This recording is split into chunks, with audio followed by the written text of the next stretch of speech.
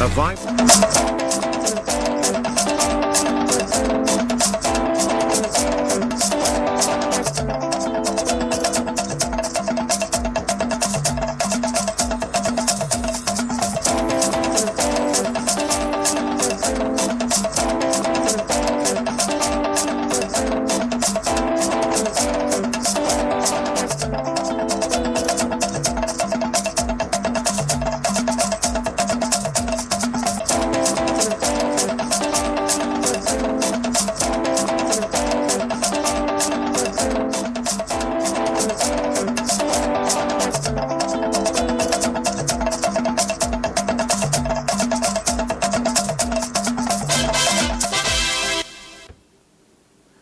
Hello and welcome to an abridged version of Nationwide on the network service of the NTA. I am Olajide Bello.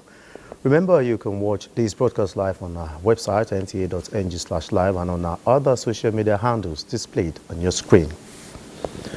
The federal government has declared the proposed nationwide industrial action by the organized labor as premature, ineffectual, and illegal. The Attorney General of the Federation and Minister of Justice, Lateef Fagbemi, SAN, made the declaration in a letter to the two trade centers in the country. Fagbemi pointed out that declaration of industrial action without the 15 days notice as provided by the extant law brought to the question the legitimacy of the proposed action. Lateef Fagbemi SAN, as the chief law officer of the country, called the attention of the leadership of the two labor centers to the binding effect of the interim injunctive order of the National Industrial Court issued on 5th of June 2023 on all partners in the matter. The Attorney General of the Federation and Minister of Justice advised labor leaders in the spirit of collective bargaining to return to the negotiation table to prevent foresting avoidable hardships on Nigerians. He stressed the need for industrial unions to pursue their course within the ambit of the law.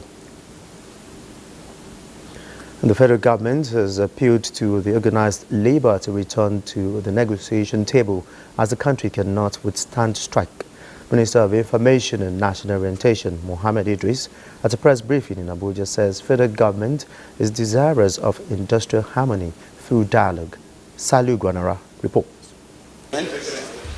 In view of the current economic situation of the country and the government programs to the citizens, the Minister of Information and National Orientation wants the organized labor union to return to the peaceful process of negotiation as members of the tripartite committee on national minimum wage. The welfare of over 200 million Nigerians is also at stake. Therefore, President Bola Ahmed Tinubu is not only considering the plight of federal workers, that's only about 1.2 million, but is also concerned about the welfare of the other 200 million Nigerians. This is because the federal government's guiding principle is affordability, sustainability, and the overall health of the nation's economy. The federal government, therefore, calls on all parties to embrace reasonable and realistic dialogue that will result in proper resolution of the impasse. President Bola Tinubu, he assured, is desirous of a better living condition for all citizens and will not accept actions that will lead to job losses. Even before the discussion on the national minimum wage, you recall that the federal government has put in a number of measures to cushion the hardship that is experienced by Nigerians, especially the federal workers. One of it is the 35,000 wage award, which was supposed to last for 6 months, which the federal government now says can continue until the new national minimum wage is arrived at. Other intervention programs are the 125 billion naira conditional grant and financial inclusion of medium and small-scale enterprises, 185 billion naira worth of palliatives, meaning loans to states, to cushion the effect of fuel subsidy removal has also been granted by the federal government. There is also 200 billion naira support to the agriculture sector to cultivate over 500,000 hectares of land to boost food production and food security in Nigeria.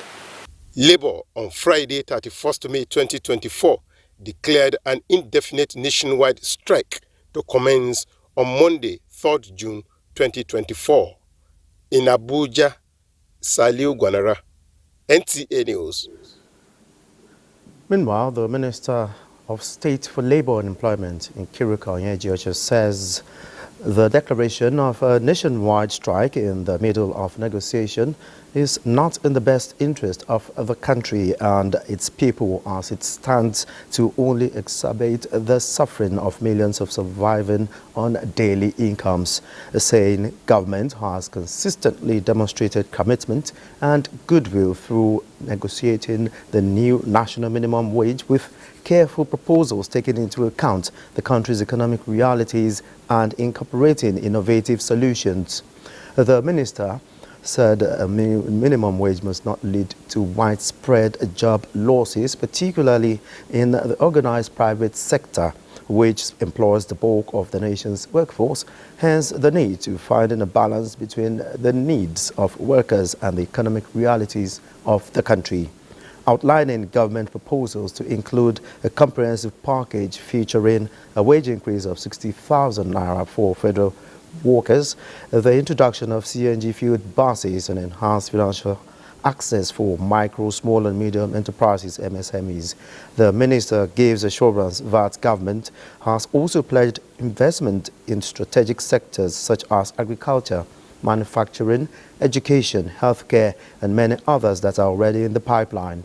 Meanwhile, responding to the minimum wage impasse, Mr. Osita Okechukwu appeals to organized labor to desist from the danger of throwing away our baby democracy with bath water, as indefinite strike could destabilize the economy, spiral into unintended consequences, and harm our fledgling democracy. Okechukwu agrees with organized labor that the laborer is entitled to living wage, especially in the midst of stagflation and declining living conditions. However, he advised labor to adopt house ownership for every worker as middle ground to augment the 60,000 naira offered by government and the private sector. Maintaining that 497,000 is unaffordable because more than 10 states either cannot or have blatantly refused to pay 30,000 till date. Okechukwu urges that house ownership gives workers inner peace of mind, improves living conditions, and encourages productivity. Okechukwu therefore calls on President Tinubu to, as a matter of urgent national importance, retool his renewed hope housing program and embark on house ownership for all workers nationwide as alternative to unaffordable minimum wage. The remaining 8 out of the kidnapped students of Conference University of Science and Technology, Osara, Kogi State, have been rescued. A statement by the State Commissioner for Information and Communication, Kingsley Femi Fanwo, indicates that the success story is in line with Governor Ododo's directive and support towards the rescue of the students, as modalities are being put in place to make Kogi safer for all.